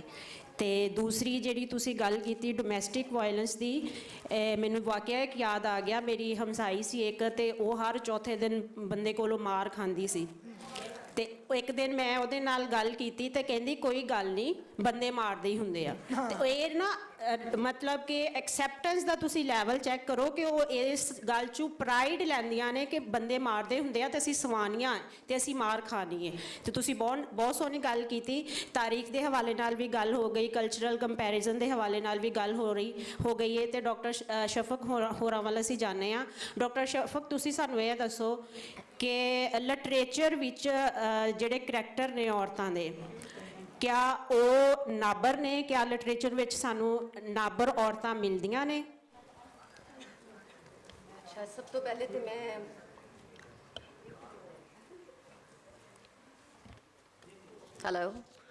ਸਭ ਤੋਂ ਪਹਿਲੇ ਤੇ ਮੈਂ ਇੱਕ ਗੱਲ ਦੱਸਦੀ ਜਾਵਾਂ ਜਿਹੜਾ ਨਾਬਰ ਦਾ ਉਹਨਾਂ ਨੇ ਹਵਾਲਾ ਦਿੱਤਾ ਸੀ ਕਿ ਨਾਬਰੀ ਹੁੰਦੀ ਕੀ ਹੈ। ਜਿਵੇਂ ਡਾਕਟਰ ਸ਼ਬਨਮ ਨੇ ਦੱਸਿਆ, ਮੈਂ ਸਿਰਫ ਇੱਕ ਸਟੇਟਮੈਂਟ ਦੇ ਵਿੱਚ ਇਹਨੂੰ ਕਵਰ ਕਰਨਾ ਚਾਹੁੰਦੀ ਹਾਂ ਕਿ ਅਨਹੋਂਦ ਤੋਂ ਹੋਂਦ ਤੱਕ ਦਾ ਪੰਥ ਨਾਬਰੀ ਅਖਵਾਉਂਦਾ ਹੈ। ਆਪਣੇ ਆਪ ਨੂੰ ਮਨਾਵਣਾ, ਆਪਣੀ ਐਗਜ਼ਿਸਟੈਂਸ ਨੂੰ ਉਹਦਾ ਅਹਿਸਾਸ ਦਿਵਾਉਣਾ, ਉਹਦੇ ਲਈ ਕੀਤੀ ਗਈ ਸਟਰਗਲ ਜਿਹੜੀ ਹੈ ਉਹ ਨਾਬਰੀ ਹੈਗੀ ਹੈ। ਜਦੋਂ ਅਸੀਂ ਪੰਜਾਬੀ ਕਲਚਰ ਦੇ ਹਵਾਲੇ ਦੇ ਨਾਲ ਦੇਖਨੇ ਆਵਾਂ ਤੇ ਸਾਡੇ ਕੋਲ ਕਿਤਨੀਆਂ ਹੀ ਦਾਸਤਾਨਾਂ, ਹੀਰ ਰਾਂਝਾ, ਸੱਸੀ ਪੁੰਨੂ, ਸੋਨੀ ਮਹੀਵਾਲ, ਮਿਰਜ਼ਾ ਸਾਹਿਬਾਂ, ਇਹ ਸਾਰੀਆਂ ਨਜ਼ਰੀਆਂ ਪਾਉਂਦੀਆਂ ਹੈਗੀਆਂ ਨੇ। ਔਰ ਜਦੋਂ ਅਸੀਂ ਹੀਰ ਦੀ ਗੱਲ ਕਰਨੇ ਆ ਤਾਂ ਹੀਰ ਨਾਲੋਂ ਵੱਧ ਕੇ ਨਾਬਰੀ ਕਿਸ ਕਰਨੀ ਹੈ? ਹੀਰ ਜਿਤਨੇ ਵੱਡੀ ਨਾਬਰ ਦੇ ਤੌਰ ਦੇ ਉੱਤੇ, ਨਾਬਰ ਔਰਤ ਦੇ ਤੌਰ ਦੇ ਉੱਤੇ ਸਾਹਮਣੇ ਆਈ ਹੈਗੀ ਹੈ, ਉਹਦੀ ਮਿਸਾਲ ਮੇਰਾ ਖਿਆਲ ਹੈ ਘੱਟ ਹੀ ਦੂਸਰੇ ਪਾਸੇ ਲੱਭੇਗੀ। ਜਦੋਂ ਹੀਰ ਗੱਲ ਕਰਦੀ ਹੈਗੀ ਹੈ ਰਾਂਝੇ ਨੂੰ ਚਾਕ ਦੇ ਤੌਰ ਤੇ ਮੰਨਦੀ ਹੈਗੀ ਹੈ, ਉਹ ਚਾਕ ਜਿਹੜਾ ਕਿ ਆਪਣਾ ਕਾਰੋਬਾਰ ਸਾਰਾ ਕੁਝ ਛਡਾ ਕੇ ਪਹੁੰਚਿਆ ਹੈਗਾ ਔਰ ਉਹਨਾਂ ਦੇ ਘਰ ਮਈਆਂ ਨੂੰ ਚਾਰਦਾ ਹੈਗਾ ਤੇ ਜਦੋਂ ਹੀਰ ਦੇ ਮਾਪਿਓ ਨੂੰ ਪਤਾ ਲੱਗਦਾ ਹੈਗਾ ਕਿ ਹੀਰ ਔਰ ਚਾਕ ਦੀ ਦੋਸਤੀ ਹੈ ਔਰ ਉਹਨਾਂ ਦੀ ਰਹਿਤਲ ਵਿਹਾਰ ਨੂੰ ਬਾਹਰ ਹੀ ਨਹੀਂ ਖਾਂਦਾ, ਤੇ ਉਹ ਗੱਲ ਕਰਦੀ ਹੈ ਉਹਦੀ ਮਾਂ ਉਹਨੂੰ ਸਮਝਾਉਂਦਿਆਂ ਹੋਇਆ ਕਿ ਇਹ ਕੰਮ ਨਾ ਕਰ, ਇਸ ਤੋਂ ਪਹਿਲੇ ਕਿ ਤੇਰਾ ਜਿਹੜਾ ਨਾ ਕੰਮ ਪੂਰਾ ਕੀਤਾ ਜਾਵੇ। ਤੇ ਉਹ ਅੱਗੋਂ ਕਹਿੰਦੀ ਹੈ ਵਾਰਿਸ ਸ਼ਾਹ ਨਾ ਮੁੜਾ ਰੰਝੇਟੜੇ ਤੋਂ, ਭਾਵੇਂ ਬਾਪ ਦੇ ਬਾਪ ਦਾ ਬਾਪ ਆਵੇ।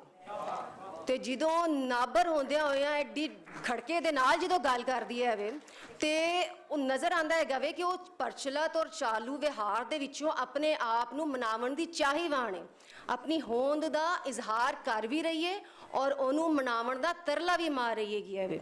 ਫਿਰ ਜਦੋਂ ਉਹ ਆਪਣੀ ਮਾਂ ਨੂੰ ਆਖਦੀ ਹੈਗੀ ਹੈ ਵੇ ਸਿੱਧੇ ਹੋ ਕੇ, ਬਿਲਕੁਲ ਖੁੱਲੇ ਮੱਥੀ ਉਹਨੂੰ ਆਖਦੀ ਹੈ ਕਿ ਖਾਕ ਉੱਡਸੀ ਤੀਜੇ ਨਸਿਓ ਨਹੀਂ, ਉਸ ਲੈਵਲ ਤੱਕ ਮਾਂ ਨੂੰ ਵਾਰਨ ਕਰਦੀ ਹੈਗੀ ਹੈ ਵੇ ਕਿ ਜੇ ਤੂੰ ਮੈਨੂੰ ਮੇਰੀ ਹੋਂਦ ਤੋਂ ਹਟਕੋਰਿਆ, ਮੇਰੀ ਗੱਲ ਨਾ ਮੰਨੀ ਤੇ ਮੈਂ ਇਸ ਲੈਵਲ ਤੱਕ ਜਾ ਸਕਦੀ ਹਾਂ। ਫਿਰ ਅਸੀਂ ਜਦੋਂ ਹੀਰ ਸੈਤੀ ਔਰ ਸਾਹਿਬਾ ਨੂੰ ਕਵਰ ਕਰਦੇ ਹੋਏ ਅਸੀਂ ਜਦੋਂ ਕਿੱਸਾ ਪੂਰਨ ਭਗਤ ਤੱਕ ਪਹੁੰਚਦੇ ਹਾਂ, ਬੇਸਿਕਲੀ ਮੈਂ ਇਹਨੂੰ ਹਾਈਲਾਈਟ ਇਸ ਵਜ੍ਹਾ ਤੋਂ ਕਰਨਾ ਚਾਹੁੰਦੀ ਹਾਂ ਕਿਉਂਕਿ ਪੂਰਨ ਭਗਤ ਦੀ ਜਿਹੜੀ ਦਾਸਤਾਨ ਹੈਗੀ ਹੈ ਉਹਦੇ ਵਿੱਚ ਕਰੈਕਟਰ ਸਾਡਾ ਲੂਣਾ ਹੈਗਾ ਹੈ ਔਰ ਲੂਣਾ ਦਾ ਕਰੈਕਟਰ ਹਮੇਸ਼ਾ ਅਸੀਂ ਸੁਣਿਆ ਵੀ ਹੈ, ਦੇਖਿਆ ਵੀ ਹੈ ਔਰ ਪੜ੍ਹਿਆ ਵੀ ਹੈ ਕਿ ਉਹਨੂੰ ਹਮੇਸ਼ਾ ਮੰਨਫੀ ਕਰੈਕਟਰ ਦੇ ਤੌਰ ਦੇ ਉੱਤੇ ਰਿਪਰੈਜ਼ੈਂਟ ਕੀਤਾ ਗਿਆ। ਕਾਦਰ ਯਾਰ ਦਾ ਕਿੱਸਾ ਪੂਰਨ ਭਗਤ ਦੇਖ ਲਵੋ ਤੁਸੀਂ, ਔਰ ਉਸ ਤੋਂ ਇਲਾਵਾ ਜਿਨ੍ਹਾਂ ਨੇ ਵੀ ਲਿਖਿਆ ਹੈਗਾ ਵੇ ਕਿੱਸਾ ਪੂਰਨ ਭਗਤ, ਉਹਨਾਂ ਨੇ ਹਮੇਸ਼ ਉਹਨੂੰ ਲੂਣਾ ਨੂੰ ਜਿਹੜਾ ਹੈਗਾ ਵੇ ਇੱਕ ਮੰਨਫੀ, ਇੱਕ ਚਰਿੱਤਰਹੀਣ ਔਰਤ ਦੇ ਤੌਰ ਦੇ ਉੱਤੇ, ਇੱਕ ਬਦਕਾਰ ਔਰਤ ਦੇ ਤੌਰ ਦੇ ਉੱਤੇ ਰਿਪਰੈਜ਼ੈਂਟ ਕੀਤਾ ਹੈਗਾ ਵੇ।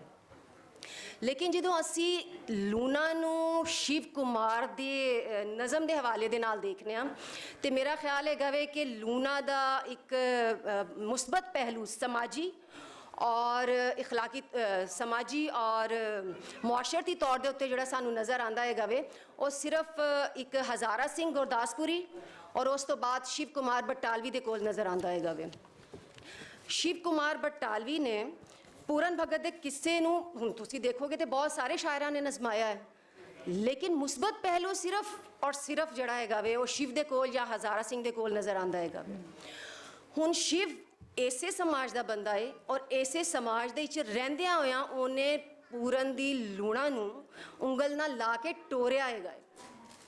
ਉਹਦੇ ਮੂੰਹੋਂ ਉਹ ਗੱਲਾਂ ਖਵਾਈਆਂ ਨੇ ਜਿਹੜੀ ਕਿਸੇ ਦੂਸਰੇ ਸ਼ਾਇਰ ਨੇ ਹਿੰਮਤ ਹੀ ਨਹੀਂ ਬੰਨੀ ਹੈਗੀ ਸਾਹਮਣੇ ਲਿਆਉਣ ਦੀ।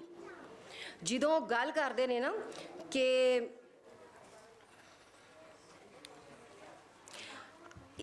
ਲੂਣਾ ਦੇ ਕਿਰਦਾਰ ਨੂੰ ਸ਼ਿਵ ਨੇ ਇੱਕ ਹੋਰ ਤਕੜੀ ਨਾਲ ਤੱਕਿਆ ਹੈ। ਪ੍ਰਚਲਿਤ ਰੀਤ ਤੋਂ ਹਟ ਕੇ ਲੂਣਾ ਨੂੰ ਅਪਰਾਧਨ, ਪਾਪੀ ਜਾਂ ਹਵਸ ਪੁਜਾਰੀ ਨਹੀਂ ਆਖਿਆ ਉਹਨੇ ਲੂਣਾ ਦੇ ਕਿਰਦਾਰ ਦੇ ਪਰੋਖੇ ਪੱਖ ਨੂੰ ਸਾਹਮਣੇ ਲਿਆਉਣ ਦਾ ਤਰਲਾ ਮਾਰਿਆ ਹੈਗਾ। ਲੂਣਾ ਦਾ ਕਿਰਦਾਰ ਇਸ ਸਮਾਜੀ ਵਿਹਾਰ ਤੇ ਮਨ ਮਰਜ਼ੀ ਦੀਆਂ ਬਾਂਧਾਂ ਤੇ ਇਹਦੇ ਪਾਲਨਹਾਰਾਂ ਨੂੰ ਸਾਹਮਣੇ ਹੋ ਕੇ ਟੱਕਰਦਾ ਹੈ। ਰਾਜੇ ਸਲਵਾਨ ਦੀ ਬੀਵੀ ਹੋਵਣ ਪਾਰੋਂ ਹਾਕਮੀ ਦੀ ਖੁੱਲ੍ਹ ਦੀ ਕੈਦ ਤਾਂ ਕੋਈ ਨਹੀਂ ਹੈ, ਜੋ ਚਾਹਵੇ ਕਰ ਸਕਦੀ ਹੈ, ਪਰ ਜੀਵਨ ਜੀਣ ਲਈ ਕੀ ਨਿਰਾ ਇਹ ਕਾਫੀ ਹੈ? ਵਿਆਹੀ ਲੂਣਾ ਦੇ ਉਭਰਦੇ ਹੋਏ ਜਜ਼ਬਿਆਂ ਪੂਰਨ ਤੋਂ ਆਪਣੀ ਅਪੂਰਨ ਖਵਾਹਿਸ਼ਾਂ ਨੂੰ ਪੂਰਨਾ ਚਾਹਿਆ ਹੈ। ਵਿਆਹੀ ਲੂਣਾ ਨੇ ਪੂਰਨ ਤੋਂ ਆਪਣੀ ਅਪੂਰਨ ਖਵਾਹਿਸ਼ਾਂ ਨੂੰ ਪੂਰਨਾ ਚਾਹਿਆ। ਗਲਤ ਕੀ ਕੀਤਾ ਉਹਨੇ? ਗਲਤ ਉਹਨੇ ਇਹ ਕੀਤਾ ਇੱਥੇ ਕਿ ਮੁਆਸ਼ਰਤੀ ਤੇ ਸਮਾਜੀ ਪੱਖੋਂ ਗੱਲ ਸਾਨੂੰ ਇਖਲਾਕੀਆ ਦੀ ਲੀਹ ਤੋਂ ਉਤਰਦੀ ਔਰ ਹਟਦੀ ਨਜ਼ਰ ਆਉਂਦੀ ਹੈ, ਪਰ ਸਵਾਲ ਤੇ ਉਸ ਤੋਂ ਪਹਿਲੇ ਇਹ ਜੰਮਦਾ ਹੈ ਕਿ ਆਪਣੀ ਹੋਂਦ ਨੂੰ ਮੰਗਣਾ ਔਰ ਆਪਣੀ ਮਨ ਮਰਜ਼ੀ ਮੌਜਬ ਜ਼ਿੰਦਗੀ ਨੂੰ ਜੀਣਾ ਕੀ ਇਖਲਾਕੀਆਤ ਦੀ ਉਚੇਚਤਾ ਨਹੀਂ ਹੋਣੀ ਚਾਹੀਦੀ? ਸਵਾਲ ਤੇ ਇਹ ਜੰਮਦਾ ਪਿਆ ਹੈ। ਔਰ ਰਾਜਾ ਸਲਵਾਨ ਤੇ ਇਛਰਾ ਦਾ ਪੁੱਤਰ ਪੂਰਨ ਜਿਹੜਾ ਹੈ ਉਹਦੀ ਮਤਰਈ ਮਾਂ ਲੂਣਾ ਦੇ ਹਾਨ ਦਾ ਹੈ। ਪੂਰਨ ਨੂੰ ਵੇਖ ਲੂਣਾ ਦੇ ਸੁੱਤੇ ਜਜ਼ਬਿਆਂ ਦਾ ਜਾਗ ਜਾਣਾ, ਉਹਦੇ ਕਰਬ ਤੇ ਪੀੜ ਦਾ ਹੋਰ ਉਗੜਨਾ, ਇਹ ਇੱਕ ਮਿਸਰੇ ਤੋਂ ਜ਼ਰਾ ਇਹਨੂੰ ਮਹਿਸੂਸ ਕਰਨ ਦੀ ਜੇ ਤੁਸੀਂ ਕੋਸ਼ਿਸ਼ ਕਰ ਸਕੋ, ਉਹਨੂੰ ਸਮਝ ਲਵੋ ਕਿ ਉਹ ਇੱਕ ਤੰਜ਼ ਹੈ ਜਾਂ ਫਿਰ ਉਹ ਇੱਕ ਦੁੱਖ ਦਾ ਇਜ਼ਹਾਰ ਪਈ ਕਰਦੀ ਹੈ। ਜਦੋਂ ਸ਼ਿਵ ਦੇ ਮੂੰਹੋਂ ਇਹ ਗੱਲ ਲੂਣਾ ਦੇ ਅੱਖਰਾਂ ਰਾਹੀਂ ਨਿਕਲਦੀ ਹੈ ਕਿ ਮੈਂ ਪੂਰਨ ਦੀ ਮਾਂ, ਪੂਰਨ ਦੇ ਹਾਣ ਦੀ, ਇਸ ਤੰਜ਼ ਨੂੰ ਸਮਝ ਲਓ ਜਾਂ ਇਹ ਦੁੱਖ ਨੂੰ ਸਮਝ ਲਓ ਕਿ ਉਹ ਅਹਿਸਾਸ ਕਰਾਣਾ ਕੀ ਚਾਹ ਰਹੀ ਹੈ। ਤੇ ਜਾਂ ਫਿਰ ਜਦੋਂ ਉਹ ਗੱਲ ਕਰਦੀ ਹੈ ਉਸ ਕੁੜੀ ਦਾ ਆਪਣਾ ਹਾਨੀ, ਉਸ ਕੁੜੀ ਨੂੰ ਮਾਂ ਕਹਿੰਦਾ ਹੈ। ਇਸ ਮਿਸਰੇ ਦੀ ਤਹਿ ਤੱਕ ਅੱਪੜ ਕੇ ਮੇਰਾ ਖਿਆਲ ਹੈ ਉਹ ਨਾਬਰੀ ਦੀ ਜਿਹੜੀ ਲੁਕੀ ਹੋਈ ਪਰਤ ਹੈਗੀ ਹੈ ਵੇ ਲੂਣਾ ਦੇ ਅੰਦਰੋਂ, ਉਹਨੂੰ ਤੁਸੀਂ ਮਹਿਸੂਸ ਸਕਦੇ ਹੈਗੇ ਹੋ ਜਾਂ ਫਿਰ ਜਦੋਂ ਆਪਣੇ ਸੁਤੇਲੇ ਔਰ ਹਮ ਉਮਰ ਪੁੱਤਰ ਲਈ ਖਿੜਦੇ ਫੁੱਲ ਉਹ ਸਮਾਜ ਦੀ ਅਦਾ ਕੀਤੀ ਹੋਈ ਸਭ ਤੋਂ ਵੱਡੀ ਜ਼ਿੰਮੇਵਾਰੀ ਉੱਤੇ ਉਂਗਲ ਚੁੱਕਦੇ ਹੋਏ ਨੇ। ਜਦੋਂ ਗੱਲ ਕਰਦੀ ਹੈ ਨਾ ਕਿ ਲੋਕਾਂ ਵੇ ਮੈਂ ਧੀ ਵਰਗੀ ਸਲਵਾਨ ਦੀ, ਤੇ ਇਸ ਸਵਾਲ ਦੇ ਮੇਰਾ ਤਾਂ ਖਿਆਲ ਹੈਗਾ ਕਿ ਜਦੋਂ ਮੈਂ ਜਿੰਨੀ ਦਫਾ ਇਸ ਮਿਸਰਿਆਂ ਨੂੰ ਪੜ੍ਹਿਆ ਹੈਗਾ ਇੱਕ ਵਾਰੀ ਤੇ ਝੰਜੋੜਦਾ ਹੀ ਹੈਗਾ ਹੈ ਕਿ ਲੋਕਾਂ ਵੇ ਮੈਂ ਧੀ ਵਰਗੀ ਸਲਵਾਨ ਦੀ। ਕਿ ਇਹ ਮਿਸਰੇ ਰੈਜ਼ਿਸਟ ਕਰਦੇ ਹੋਏ ਨਜ਼ਰ ਨਹੀਂ ਆ ਰਹੇ? ਕਿ ਇਹ ਮਿਸਰੇ ਜਿਹੜੇ ਨੇ ਇਹ ਰੈਜ਼ਿਸਟੈਂਸ ਜਾਂ ਨਾਬਰੀ ਕਰਦਿਆਂ ਹੋਇਆਂ ਲੂਣਾ ਨੂੰ ਜ਼ਾਹਰ ਨਹੀਂ ਕਰ ਰਹੇ ਹੈਗੇ?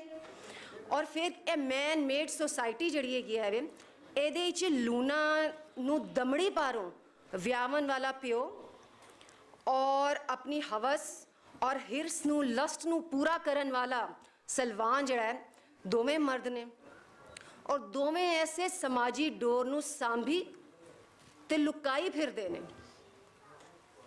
ਇਸ ਡੋਰ ਨਾਲ ਬੱਧੀ ਸਵਾਣੀ ਆਪਣੀ ਲਾਚਾਰ ਔਰ ਅਧ ਹੰਡਾਈ ਜਵਾਨੀ ਨੂੰ ਸੁੱਚੀਆਂ ਔਰ ਅਚਿਤ ਖਵਾਹਿਸ਼ਾਂ ਜਿਹੜੇ ਉਹਦੇ ਦਿਲ ਦੇ ਅੰਦਰ ਲੁਕ ਚੁੱਕੀਆਂ ਨੇ, ਮਰ ਚੁੱਕੀਆਂ ਨੇ, ਉਹਨੂੰ ਅੰਦਰ ਲਕੋਈ ਚੁੱਪ ਚੁਪੀਤੇ ਜੀਵਨ ਦਾ ਤਰਲਾ ਪਈ ਮਾਰਦੀ ਹੈ। ਜੇ ਇਸ ਗੱਲ ਦਾ ਉਹਨੇ ਇਦਰਾਕ ਕਰਾਉਣ ਦਾ ਕਿਧਰੇ ਵੀ ਤਰਲਾ ਮਾਰਿਆ ਹੈਗਾ ਤੇ ਉਹਨੂੰ ਚਰਿੱਤਰਹੀਣ ਆਖਿਆ ਗਿਆ, ਬਦਕਾਰ ਆਖਿਆ ਗਿਆ।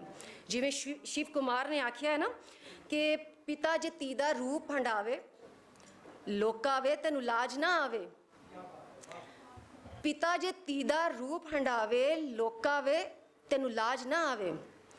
ਜੋ ਲੂਣਾ ਪੂਰਨ ਨੂੰ ਚਾਵੇ ਚਰਿੱਤਰਹੀਣ ਕਵੇ ਕਿਉਂ ਜੀਵ ਜਹਾਨ ਦੀ। ਚਰਿੱਤਰਹੀਣ ਤਾਂ ਤਦ ਕੋਈ ਆਖੇ ਜੇਕਰ ਲੂਣਾ ਵੇਚੇ ਹਾਸੇ। ਜੇਕਰ ਹਾਨ ਨਾ ਲੱਭਣ ਮਾਪੇ ਹਾਨ ਲੱਭਣ ਵਿੱਚ ਗੱਲ ਕੀ ਹੈ ਉਪਮਾਨ ਦੀ। ਲੂਣਾ ਨਾਬਰ ਹੈ ਮੰਨਦੇ ਅਸੀਂ ਉਸ ਇਖਲਾਕੀ ਲਈ ਜਿਹੜੀ ਠੇਕੇਦਾਰ ਅਦੋਕੋ ਉਸ ਵੇਲੇ ਦਾ ਅਦੋਕਾ ਔਰ ਅਜੋਕਾ ਮਰਦ ਜਿਹਦਾ ਠੇਕੇਦਾਰ ਬਣੀ ਬੈਠਾ ਹੈਗਾ ਵੇ ਉਹਨੂੰ ਛੱਡ ਕੇ ਉਸ ਲੀ ਤੋਂ ਹਟ ਕੇ ਜਦੋਂ ਲੂਣਾ ਨੇ ਟੁਰਨ ਦਾ ਤਰਲਾ ਮਾਰਿਆ ਹੈ ਤੇ ਨਾਬਰ ਰਖਵਾਈ। ਜਦੋਂ ਇਹ ਗੱਲ ਕਰਦੀ ਹੈ ਨਾ ਕਿ ਲੋਕੋ ਵੇ ਮੈਂ ਧੀ ਵਰਗੀ ਸਲਵਾਨ ਦੀ, ਤੂੰ ਇਹ ਗੱਲ ਇੱਕ ਚਪੇੜ ਦੀ ਤਰ੍ਹਾਂ ਸਮਾਜ ਦੇ ਮੂੰਹ ਤੇ ਮਾਰਦੀ ਹੈ ਔਰ ਸਵਾਲ ਪੁੱਛਦੀ ਹੈ ਕਿ ਹਾਣ ਲੱਭਣ ਵਿੱਚ ਗੱਲ ਕੀ ਹੈ ਉਪਮਾਨ ਦੀ। ਇੱਕ ਸਾਡੇ ਇੰਡੀਆ ਦੇ ਹੀ ਪ੍ਰੋਫੈਸਰ ਹੈਗੇ ਨੇ ਮਿਨੀ ਗਿਲ ਜਿਹੜੇ ਕਿ university of Dubai university of Delhi ਦੇ ਵਿੱਚ ਅਸਿਸਟੈਂਟ ਪ੍ਰੋਫੈਸਰ ਹੈਗੇ ਨੇ ਇੰਗਲਿਸ਼ ਦੇ। ਉਹਨਾਂ ਨੇ ਆਪਣੇ ਆਰਟੀਕਲ ਦੇ ਵਿੱਚ ਲੂਣਾ ਬਾਰੇ ਗੱਲ ਕਰਦਿਆਂ ਹੋਇਆ ਇੱਕ ਸਟੇਟਮੈਂਟ ਦਿੱਤੀ ਕਿ a woman who is talking about physicality is not corrupt. ਇਹ ਗੱਲ ਅਸੀਂ ਸਾਰੇ ਕਿਉਂ ਨਹੀਂ ਸਮਝਦੇ ਕਿ ਇੱਕ ਔਰਤ ਜਿਹੜੀ ਕਿ ਫਿਜ਼ੀਕੈਲਿਟੀ ਬਾਰੇ ਗੱਲ ਕਰ ਰਹੀ ਹੈਗੀ ਉਹ ਕਰਪਟ ਨਹੀਂ ਹੈਗੀ। ਸ਼ਿਵ ਦੇ ਹਿੱਸੇ ਦੀਆਂ ਸਾਰੀਆਂ ਚੀਜ਼ਾਂ ਨੂੰ ਸਾਰੇ ਕਿਰਦਾਰਾਂ ਨੂੰ ਜਦੋਂ ਅਸੀਂ ਨਾਲ ਨਾਲ ਦੇਖਨੇ ਆਏ ਤਾਂ ਸਾਨੂੰ ਨਜ਼ਰ ਆਉਂਦਾ ਕਿ ਸ਼ਿਵ ਨੇ ਸਾਰੇ ਕਿਰਦਾਰਾਂ ਨੂੰ ਸਾਂਭਿਆ ਤੇ ਹੈਗਾ ਹੈ ਲੇਕਿਨ ਲੂਣਾ ਦੇ ਕਿਰਦਾਰ ਨੂੰ ਜਿਵੇਂ ਨਾਲ ਲੈ ਕੇ ਟੁਰਿਆ ਹੈ ਉਹਦੇ ਮੂੰਹੋਂ ਜਿਹੜੀਆਂ ਗੱਲਾਂ ਖਵਾਈਆਂ ਨੇ ਉਹ ਅੱਜ ਤੱਕ ਕੋਈ ਹੋਰ ਸ਼ਾਇਰ ਨਹੀਂ ਅਖਵਾ ਸਕਿਆ। ਔਰ ਇੱਕ ਆਖਰੀ ਔਰ ਬਹੁਤ ਖਸੂਸੀ ਉਚੇਚੀ ਗੱਲ ਜਿਹੜੀ ਮੈਂ ਕਰਨਾ ਚਾਹੁੰਦੀ ਹਾਂ ਲੂਣਾ ਦੇ ਹਵਾਲਿਆਂ ਦੇ ਨਾਲ, ਤੁਸੀਂ ਹੀਰ ਨੂੰ ਸੱਸੀ ਨੂੰ ਸਾਹਿਬਾ ਨੂੰ ਜਾਂ ਸੋਹਣੀ ਨੂੰ ਲੈ ਲਵੋ ਉਹ ਨਾਬਰ ਹੋਈਆਂ। ਉਹ ਨਾਬਰ ਆਪਣੇ ਹੁਸਨ ਪਾਰੋਂ ਨਹੀਂ ਹੋਈਆਂ, ਹੀਰੋਇਨ ਜਾਂ ਨਾਇਕਾ ਬਣਨ ਪਾਰੋਂ ਵੀ ਨਹੀਂ ਹੋਈਆਂ। ਉਹ ਨਾਬਰ ਉਹਨਾਂ ਨੂੰ ਅਮਰ ਕੀਤਾ ਉਹਨਾਂ ਦੀ ਨਾਬਰੀ ਨੇ। ਲੇਕਿਨ ਲੂਣਾ ਉਹਨਾਂ ਨਾਲੋਂ ਇੱਕ ਪੈਰ ਅਗਾਂਹ ਵੱਧ ਕੇ ਪੈਰ ਪੁੱਟਿਆ ਹੈਗਾ ਵੇ। ਉਹਨੇ ਸਿਸਟਮ ਦੇ ਵਿੱਚ ਰਹਿੰਦਿਆਂ ਇੱਕ ਜੁੜੇ ਹੋਏ ਰਿਸ਼ਤੇ ਨੂੰ ਜੋੜੇ ਰੱਖਦਿਆਂ ਹੋਇਆਂ ਜਿਹੜਾ ਨਾਬਰੀ ਕੀਤੀ ਹੈਗੀ ਹੈ ਵੇ। ਔਰ ਜਦੋਂ ਉਹਨੇ ਗੱਲ ਮੁਕਾਈ ਹੈਗੀ ਉਹਨੇ ਔਰ ਉਹਨੇ ਕਨਕਲੂਜਨ ਦਿੱਤਾ ਹੈ ਕਿ ਇੱਕ ਔਰਤ ਨਾਬਰੀ ਕਿਉਂ ਕਰਦੀ ਹੈ। ਉਹਦੇ ਲਈ ਉਹਨੇ ਗੱਲ ਕੀਤੀ ਸੀ ਰੋਟੀ ਖਾਤਰ ਹਰ ਲੂਣਾ ਪੂਰਨ ਦੀ ਮਾਂ ਹੈ। ਔਰ ਇਹ ਗੱਲ ਕਰਕੇ ਉਹਨੇ ਸਮਾਜ ਨੂੰ ਝੰਜੋੜਿਆ ਹੈਗਾ ਜੇ ਕੋਈ ਸਮਝ ਸਕੇ ਕਿ ਰੋਟੀ ਖਾਤਰ ਹਰ ਲੂਣਾ ਪੂਰਨ ਦੀ ਮਾਂ ਹੈ। ਬਹੁਤ ਸ਼ੁਕਰੀਆ ਡਾਕਟਰ ਸਾਹਿਬਾ।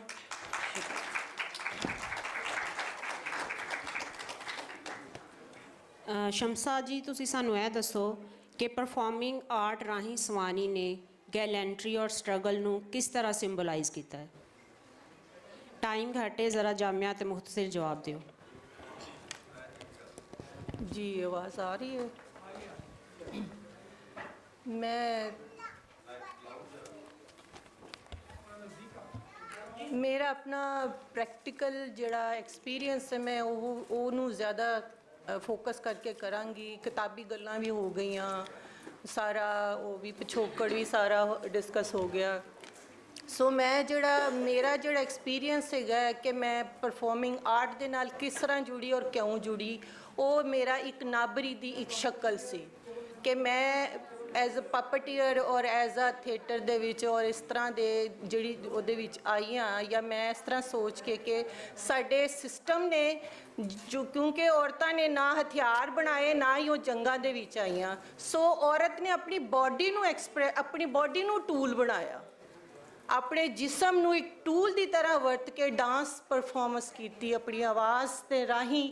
ਨਾਬਰੀ ਦੀ ਸ਼ਕਲ ਜਿਹੜੀ ਹੈ ਮੈਨੂੰ ਸਮਝ ਆਉਂਦੀ ਹੈ ਕਿ ਇਹ ਨਾਬਰੀ ਜਿਹੜੀ ਹੈ ਇਹ ਪਰਫਾਰਮਿੰਗ ਆਰਟ ਦੇ ਜ਼ਰੀਏ ਉਹਨੇ ਆਪਣੀ ਬਾਡੀ ਨੂੰ ਟੂਲ ਬਣਾਇਆ, ਉਹਨੇ ਕੋਈ ਹਥਿਆਰ ਨਹੀਂ ਬਣਾਏ।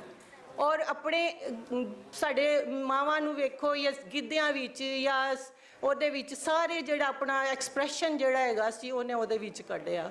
ਸੋ ਮੈਂ ਟਾਈਮ ਬਹੁਤ ਮੁਖਤਸਰ ਹੈ, ਸੋ ਇਹ ਗੱਲ ਜਿਹੜੀ ਹੈ ਮੇਰੇ ਵਾਸਤੇ ਇੰਪੋਰਟੈਂਟ ਸੀ ਕਿ ਉਹਨੇ ਕਿਸ ਤਰ੍ਹਾਂ ਹੀਰ ਨੂੰ ਅਸੀਂ ਅਗਰ ਪੜ੍ਹਦੇ ਹਾਂ ਤੇ ਹੀਰ ਦੇ ਵਿੱਚ ਅਸੀਂ ਵੇਖਦੇ ਹਾਂ ਕਿ ਉਹਨੇ ਪਰਫਾਰਮ ਕੀਤਾ ਹੈ, ਉਹਨੇ ਆਪਣੀ ਬਾਡੀ ਦੇ ਨਾਲ ਆਪਣੇ ਐਕਸਪ੍ਰੈਸ਼ਨ ਦੇ ਨਾਲ ਵਾਰਿਸ ਨੇ ਉਹਨੂੰ ਹੀਰ ਨੂੰ ਐਕਸਪ੍ਰੈਸ ਕੀਤਾ ਕਿ ਇੰਜ ਦੀਆਂ ਔਰਤਾਂ ਜਿਹੜੀਆਂ ਨੇ ਵਾਰਿਸ ਜਿਹੜਾ ਨਾ ਉਹਨੂੰ ਹੈਗੀਆਂ ਨਜ਼ਰ ਦੇ ਵਿੱਚ। ਸੋ ਮੈਂ ਬਹੁਤ ਲੰਬੀ ਚੌੜੀ ਗੱਲ ਕਰਨ ਦੀ ਮਤਲਬ ਨਹੀਂ, ਮੈਨੂੰ ਇੱਕ ਤਾਂ ਟਾਈਮ ਵੀ ਘੱਟ ਹੈ ਨਾ ਹੀ ਮੈਂ ਕਰਨਾ ਚਾਹਾਂਗੀ।